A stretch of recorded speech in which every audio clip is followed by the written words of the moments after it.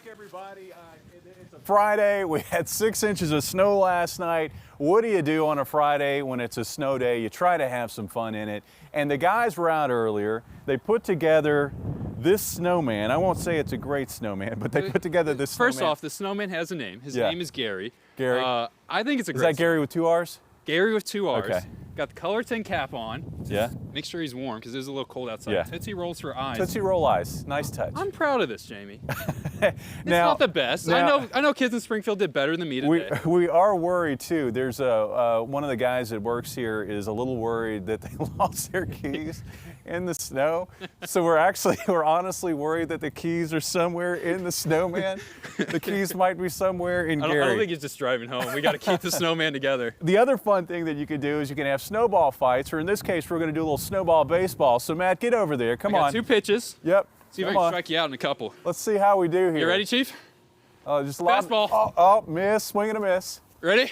Yep. Oh. No! Gary! Goodness gracious. No, what'd you do? Oh, boy. You know, here's the good news, Matt. You just decapitated him. The good news is now there's no reason why you can't see if the see if the keys are in there.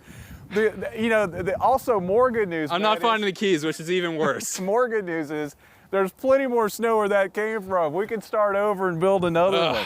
Actually, we were a little envious. Across the street, there's a family that built a very nice snow person, much nicer than what we had. I was proud of mine. You should have been proud. It wasn't the best. I apologize. We'll work on this. That was together. a good swing, though. That was a pretty good swing. I tell you what.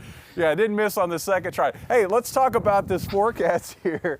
Again, as Matt puts Gary back together. Outside right now, we've got clouds. We've got still a few lingering flurries fluttering down here at color 10, but the flurries will shut down. The clouds will move out later tonight, and we're looking at an improvement in the pattern, not just over today, but over the last week. Looking at big changes, as we say so long to the snowstorm that swept across the area here over the last 24 hours. Remember, last night at this point is when the snow was moving into Springfield. That snowstorm is on the way out. Now, cold air continues to blanket the eastern half of the United States, but that pocket of cold, as we go to the next graphic, that pocket of cold will get swept out. And we're going to find big changes developing as we work into Saturday. As a cold front approaches from the northwest, that's going to help to funnel some warmer air in on southwest winds. And with that combination of sunshine and southwest winds, what's going to happen is we're going to see a nice pop in temperatures. We're going above freezing tomorrow, folks. That was something that we only did once this past week. That was yesterday, and we just barely got over the freezing mark, making it up to 33. So we've got some changes on the way for the upcoming weekend. Forecast for tonight, it's going to be cold. Once we get rid of the clouds, Matt, we are going to find that the temperatures are going to tumble by morning. In fact, we're going into the upper teens. That's why everything that got slushy this afternoon on area roads is going to freeze back up.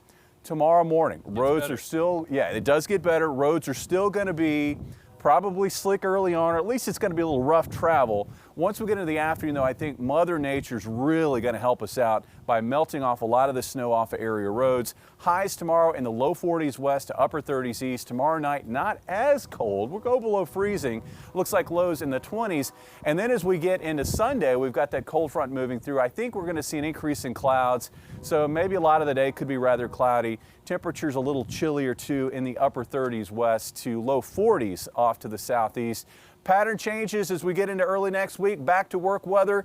Looking a little ugly on Monday with highs below freezing again, and the cold will linger through Tuesday and Wednesday. But look what happens as we get to the end of the week.